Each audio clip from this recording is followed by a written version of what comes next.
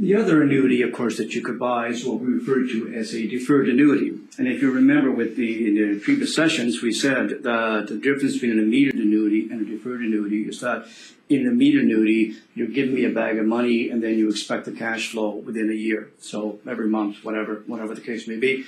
A deferred annuity, you're still giving me a bag of money, basically. Except you're saying is, I don't need the money right now. I need it down the line. Basically. So all the income will be deferred until the maturity date, whatever that happens to be. So let's go through an example. Let's say today the bag of money was $100,000. That's what you're going to give me, $100,000. And you said, I don't need the money for the next 10 years. So you bought a 10-year deferred annuity, basically. Okay. So during that 10-year period, what we refer to as the accumulation period. So it's at a 10-year accumulation, okay? And then at the end of the 10 years, just an example, that $100,000 grew to $180,000, and that is what they call the accumulation amount, okay? The amount that actually accumulated at that point. Now, you could then, at that point, take that money and run away with it, or you can convert it, obviously, into an immediate annuity, and then all the rules and regulations as far as immediate annuity, which you now are familiar with, would sort of fall into play, okay?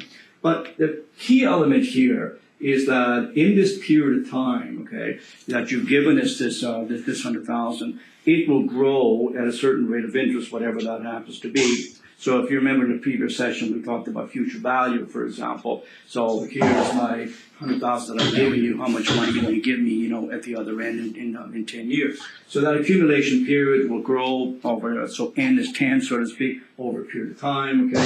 And then it grows to $180,000, okay? One of the key elements here is that throughout this period of time, okay, it is all accrual. And that's very important to remember.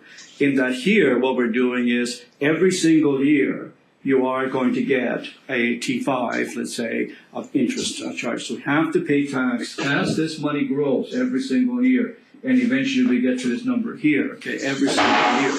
You will have to pay your tax on that. So there's no tax deferral here. Okay, there's no tax deferral. You have to pay your taxes on this every single year.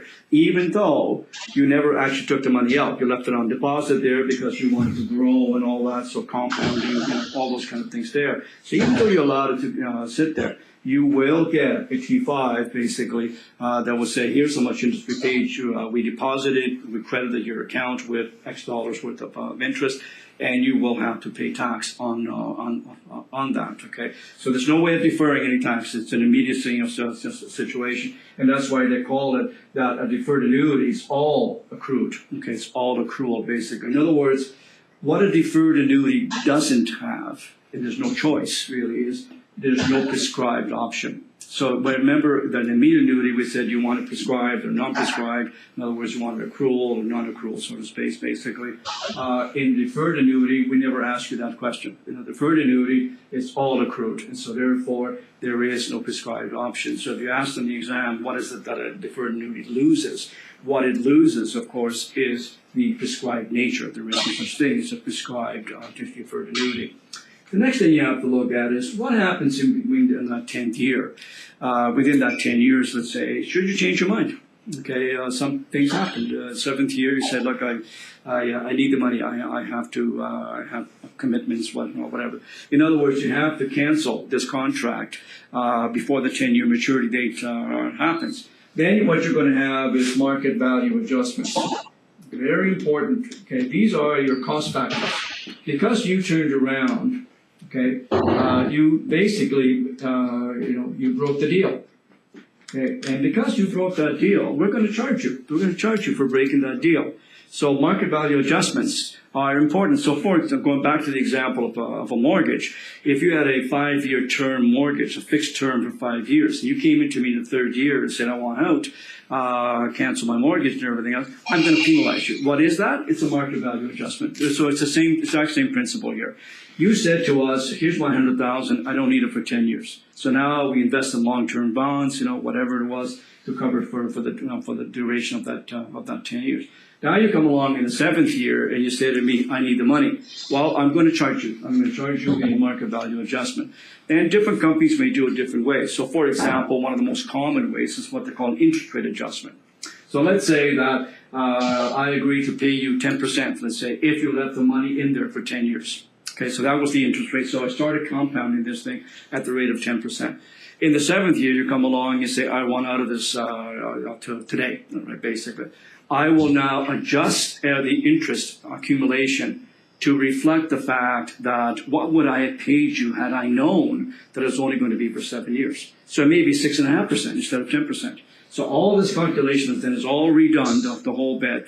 So even though your statement says at 10%, here's how much money you got, suddenly when you cash out, you get a check and it's much smaller than you expected. Well, the reason for that is because they readjust all this to reflect the 7-year factor. So basically, had I known that you were only going to give me the money for 7 years, I would have only paid you, let's say, 6.5, and so therefore, I'm only going to pay you 6.5 instead of the original 10%. Okay, so that is a form of market value adjustment. I can also charge you a fee, okay, a fee on what they call a deferred sales charge. So deferred sales charge, a lower amount every single year. So for example, the first year, if you come out and you cash out, I'm going to keep 5%. Second year, I'm going to keep 4.5%. Third year, I'm going to keep 4%, and so on and so forth. So usually around the 6th or 7th year, it's completely wiped out. So after the 7th year, there won't be any kind of a charge or something. That's another way of doing it.